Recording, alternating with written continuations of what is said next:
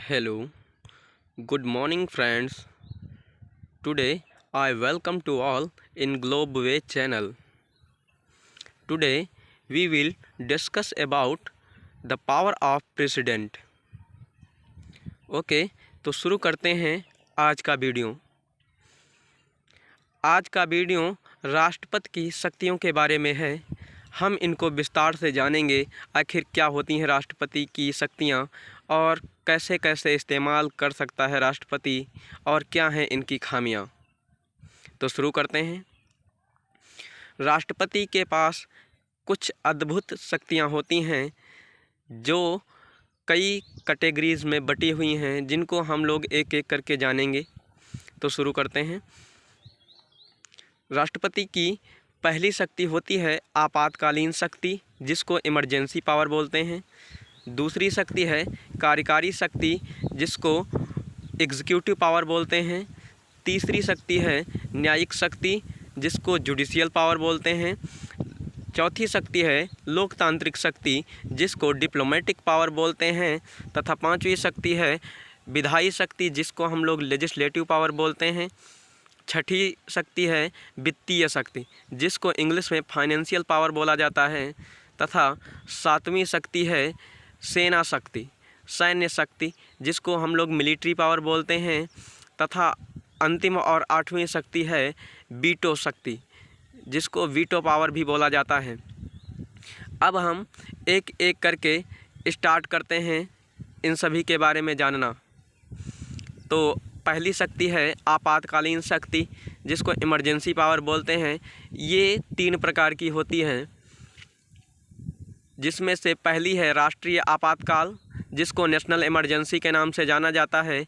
यह भारतीय संविधान के अनुच्छेद 352 के अंतर्गत लगाई जाती है।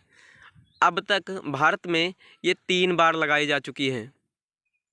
दूसरी आपातकालीन शक्ति है राष्ट्रपति शासन, जिसको प्रेसिडेंशियल रूल्स अथवा स्टेट इमरजेंसी के नाम से भी जाना जाता है।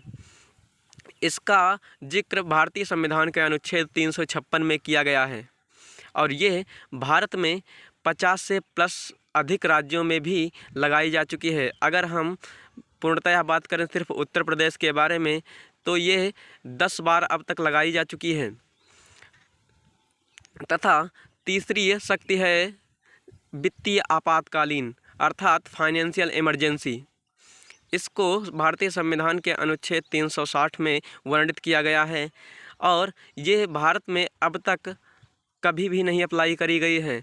हालांकि 1991 में जब इकोनॉमिक क्राइसिस हुआ था, तब उसके लिए रिफॉर्म्स लाए गए थे, लेकिन इस शक्ति का इस्तेमाल नहीं किया गया था। अब आगे चलते हैं, जानते हैं दूसरी शक्ति के बारे में। दूसरी शक्ति है कार्यकारी शक्ति अर्थात एग्जीक्यूटिव पावर। कार्यकारी शक्ति यह प्रशासन के मैनेजमेंट में काम में आती है। प्रशासन के मैनेजमेंट की बात करें तो जैसे किसी भी बिल को पारित करने के पश्चात ज़मीनी स्तर पर उसको इम्प्लीमेंट करना है, तो उस टाइम जो कार्यकारी शक्ति काम करेगी वो कार्यकारी शक्ति होगी। जैसे कि किसी भी योग के द्वारा या किसी भी आयोग के द्वारा मान लेते हैं कि कोई प्रस्ताव लाया गया है, लेकिन उसको सिर्फ स्कीम के तौर पर कागज़ों में लिख कर रख दिया गया, लेकिन ज़मीनी स्तर पर उसको नहीं इम्प्लीमेंट किया गया, तो उस कागज़ को या फिर उस रूल्स को ज़मीनी स्तर पर कहीं ना कहीं इम्प्लीमेंट कराने की जिम्मेदारी जो शक्ति है वो कार्यकारी शक्ति कहलाती है। अब हम अगली शक्ति की बात करते हैं।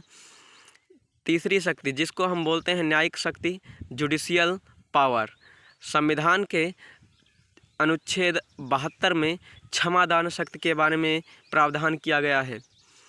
इसमें कुछ शक्तियां अन्य और भी हैं, जिनके अंतर्गत राष्ट्रपति को यह पावर होती है कि वो इन सब के बारे में अपनी राय को रख सकता है। जैसे कि विरामावस्था में रिस्पाइट, जिसको हम लोग बोलते हैं। दूसरा है प्रविलंबन, जिसको हम लोग रिप्रायु बोलते हैं। तीसरा है परिहार, जिसको हम लोग रिमिशन बोलते हैं। चौथा है क्षमा, जिसको हम लोग पैरडन बोलते हैं। और अंतिम है लघुकरण, जिसको हम लोग कम्यूट बोलते हैं। अब इसके बारे में जानेंगे कि आखिर कब ये शक्तियाँ इस्तेमाल करी जाती हैं? विराम, जिसको विराम की स्थिति बोलते हैं। विराम स्थिति वो स्थिति है जब कोई भी व्यक्ति जो संदिग्ध अवस्था में है, जिसको कोई पहले से सज़ा सुनाई गई है, उसकी सज़ा को कहीं ना कहीं कुछ क्षण के लिए रोक देना विराम कहलाता है। दूसरा है प्रविलंबन, रिप्राइव, अर्थात किसी व्यक्ति को जब दोषी ठहराया जाता है या उसको सज़ा सुनाई जाती है, तब उसकी सज़ा को कहीं ना कहीं कुछ देर के लिए कम करने के लिए जो शक्ति इस्तेमाल करी जाती है, उसको हम लोग बोलते हैं प्रविलंबन शक्ति। तीसरा है परिहार, अर्थात रिमिशन। इस शक्ति का इस्तेमाल तब किया जाता है जब कोई भी व्यक्ति अति संदिग्ध अवस्था में होता है। अंतिम और फोर्थ शक्ति है क्षमादान, अर्थात पार्डन। यह शक्ति ऐसी शक्ति है जिसमें राष्ट्रपति के द्वारा किसी भी व्यक्ति के मृत्युदंड को कैंसिल किया जा सकता है। लघुकरण, लघुकरण को हम लोग इंग्लिश में कम्यूट भी बोलते हैं, अर्थात जब किसी बंदी को अधिकतम उम्र कैद की सज़ा सुनाई जाती है, अर्थात तो उसकी उस सज़ा को कुछ कम करना लघुकरण कहलाता है। अब हम अगली शक्ति की बात करेंगे, जिसको लोकतांत्रिक शक्ति अर्थात डिप्लोमेटिक पावर बोलते हैं। लोकतांत्रिक शक्ति का प्रयोग अक्सर अंतर्राष्ट्रीय संबंध को बेहतर करने के लिए किया जाता है। यह राष्ट्रपति की अभूतपूर्व शक्ति है।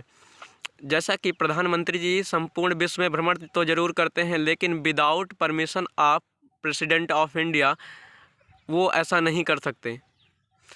अब अगली पावर की बात करेंगे, जिसको हम लोग विधायी शक्ति अर्थात लेजिस्लेटिव पावर बोलते हैं। विधायी शक्ति 3 प्रकार की राष्ट्रपति को प्राप्त हैं, जिसमें से पहली है किसी भी चीज़ को पास करना। जैसे कि किसी भी पार्लियामेंट ने या फिर किसी भी पार्लियामेंट के सदन ने कोई बिल पारित किया और उसको राष्ट्रपति के पास भेजा, तो राष्ट्रपति के पास अल्टीमेट पावर होती है कि उस बिल को 3 तरीके से वो देख सकता है। पहला, चाहे वो बिल को पास कर सकता है। दूसरा, चाहे वो बिल को रोक सकता है। चाहे तो वह उस बिल को पुनर्विचार के लिए सदन को फिर से भेज सकता है। लेकिन ये कंडीशंस धन विधेयक के बारे में अप्लाई नहीं होती हैं।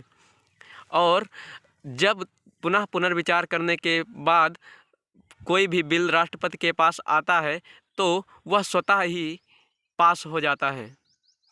अब अगली शक्ति के बारे में हम लोग बात करेंगे, जो है वित्तीय शक्ति, जिसको बोलते हैं फाइनेंशियल पावर। इसके अंतर्गत राष्ट्रपति किसी भी कंट्री से या फिर किसी भी बैंक से अगर लोन लेना है, तो उस पे एज अ एविडेंस राष्ट्रपति के ही साइन होते हैं। तो उस कंडीशन में इस शक्ति का इस्तेमाल करते हैं, और इस शक्ति का जिक्र आर्टिकल 360 में किया गया है भारतीय संविधान में। अब अगली शक्ति के बारे में बात करते हैं, जो है सैन्य शक्ति, जिसको हम लोग मिलिट्री पावर भी बोलते हैं। जैसा कि हम सभी लोगों को पता है कि राष्ट्रपति जो होता है वो तीनों सेनाओं का कमांडर माना जाता है, अर्थात चाहे भारतीय थल सेना हो, वायु सेना हो, जल सेना हो, सभी पे भारत के राष्ट्रपति का सर्वोच्च अधिकार होता है। कोई भी कार्यवाही जब इनके द्वारा करी जाती है, तो सबसे पहले राष्ट्रपति को ही सूचित किया जाता है। तब राष्ट्रपति के द्वारा इस शक्तियों का इस्तेमाल करके सेना को या फिर अन्य किसी कमांडर को आदेश दिया जाता है, ताकि इन शक्तियों की भरपाई अच्छे से की जा सके तथा ये शक्तियाँ सही से कार्य कर सकें। अब हम अगली शक्ति के बारे में बात करेंगे राष्ट्रपति की, जो है वीटो पावर। सबसे बेहतरीन पावर वीटो पावर मानी जाती है। इसके अंतर्गत राष्ट्रपति को 3 तरह की शक्तियां प्राप्त होती हैं। पहला है अत्यंतिक वीटो, दूसरा है निलंबन वीटो, तीसरा है जेबी वीटो। अब हम एक एक करके इनको भी समझ लेते हैं। पहले समझते हैं अत्यंतिक वीटो अर्थात एब्सोल्यूट वीटो क्या होता है। एब्सोल्यूट वीटो राष्ट्रपति के द्वारा किसी भी प्रस्ताव को एकदम से खारिज कर देने का कहीं ना कहीं पावर देता है। जैसे कोई बिल राष्ट्रपति के पास भेजते हैं, तब उसके पास अल्टीमेट पावर होती है, या तो उस बिल को खारिज कर सकती है या तो पुनर्विचार के लिए वापस भेज सकती हैं। इसलिए खारिज करने की जो वीटो शक्ति है उसको हम एब्सोल्यूट वीटो बोलते हैं।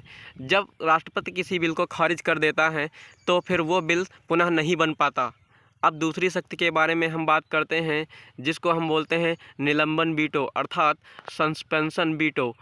यह वीटो पावर ऐसी पावर है जो राष्ट्रपति को यह शक्ति देती है कि वह किसी भी बिल को पुनर्विचार के लिए किसी भी सदन में भेज सकता है। अर्थात जब यह शक्ति अपनी राष्ट्रपति इस्तेमाल करता है तो किसी भी बिल को पुनः उसी सदन में भेज दिया जाता है जहां से वह आया होता है उसके पास।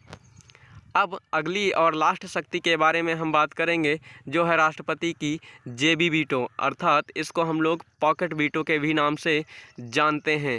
पॉकेट वीटो ऐसी पावर है जिसमें राष्ट्रपति ना तो कहीं भी किसी भी बिल को पारित होने के लिए आगे बढ़ाता है और ना ही किसी भी बिल को वो ना करता है। वो अपने पास उस बिल को सुरक्षित रख लेता है। उचित समय आने पर वह उस बिल को पास भी कर सकता है और उस बिल को कहीं ना कहीं रोक भी सकता है, अर्थात वो उसे कानून बनने से रोक सकता है, ताकि वो सही से किसी भी तरीके से जनता का भला हो सके। तो आशा करते हैं आज का वीडियो आप सभी लोगों को समझ में आया होगा और आप जान पाए होंगे कि राष्ट्रपति की शक्तियाँ क्या होती हैं। आज के लिए बस इतना ही। बने रहिए हमारे साथ। धन्यवाद। Welcome to globe way channel.